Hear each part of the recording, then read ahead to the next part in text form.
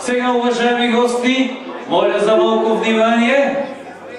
Малко семейство си седне на местата, защото точно в този момент имам удоволствието да дам думата на кума Ванката за кратко 40-минутно обращение към младото семейство. Куме, заповядай! Аплодисменти за кума!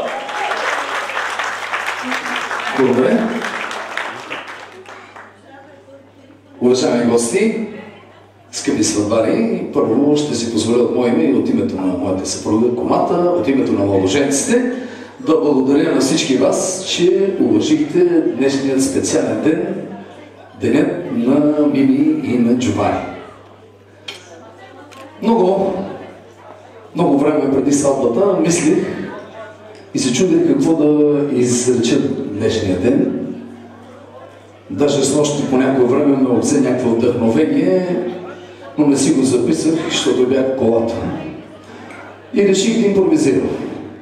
Затова, уважаеми сватбари, с Джовани се познаваме от много години, може би на 20, и заедно с него сме били в много моменти на радости, на беди. Били сме заедно в почти всичко, като приятели, като колеги. Слава Богу, гаджета не сме били. Надявам се да не станем. Даже когато си преглеждах стари албуми, във всички важни събития в моят живот, във всички снимки присъства ухилената физиономия на човека, който на времето познахме като Иван Кирилов Николов, а сега всички го знаят като Джовани. И когато дойде да ме покани за кум, страшно се изненадах. И разбира се, приех. Защото за мен и за моето семейство е чест моя приятел да го нарека и роднина. Сега ще кажа и няколко думи за Мими. Мими я познавам от кратко време, но може би ще обрисувам с една реплика на Юлето, на моята кума. Тя ми каза, че за всички 20 години, с които се познаваме с Джовани, може би най-хубавото нещо, което той е постигнал, е това, че ни запозна с Мими. Нежна и красива дама, която отдаде на Джовани това, от което той имаше нужда. От спокойствие и най-вече от нейното сърце. Даже, между другото, Джовани откри неподозирани за него обекти в нашия град. Забележителности като Малмукс, Навстрой и така нататък.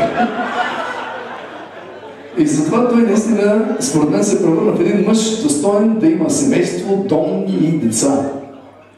И за да не ви отдъхчавам, само ще направя едно кратко поздравление и пожелание към младоженците. Съвсем скоро прочетах нещо, което много ми хареса, че когато един човек има място, което да се прибере, то се нарича дом. А когато има при кого да се прибере, това се нарича семейство. Когато има и двете, това се нарича щастие. Уважаеми гости, аз желая на моя приятел, моя роднина Джовани и на неговата вече законна съпруга винаги това щастие да бъде с тях. Въпреки всички перипетии, изкушения, които ще им предложи живота. И затова ще помоля всички сега да вземем чаши и да си помечтаем и да си пожелаем щастието на Мими и на Джовани. На здраве! На здраве на всички и весело изкарване на сватбеното тържество. Тук е момента, в който може би румката ще ме подсети, че трябва да кажем горчиво за малко семейство. Горчива!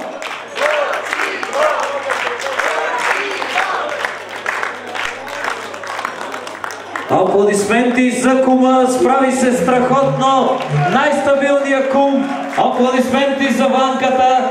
Нека първия поздрав за младото семейство бъде лично от кума и от кумицата. Нека това бъде Опа. Опа, Джовани ми дава знак. Ще има реплика. Джовани, заповядай.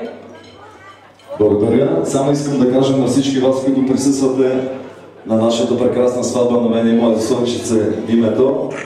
Огромно благодаря.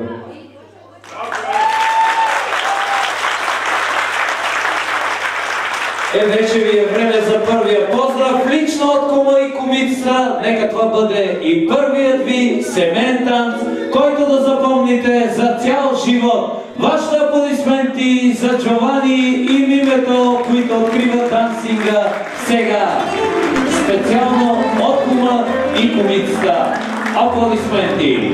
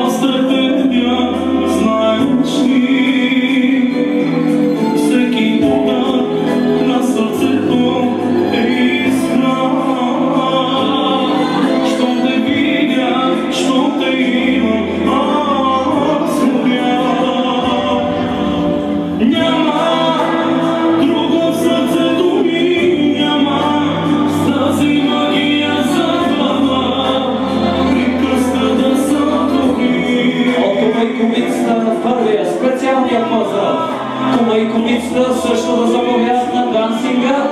Това е първи шанс за всички кавалери, които все още си обичат жените да ги поканят на танц. Има поверие, че който покани собствената си жена на първия танц на младоженците, след това жена му ще го пусне зимата да ходи на банкет с брига.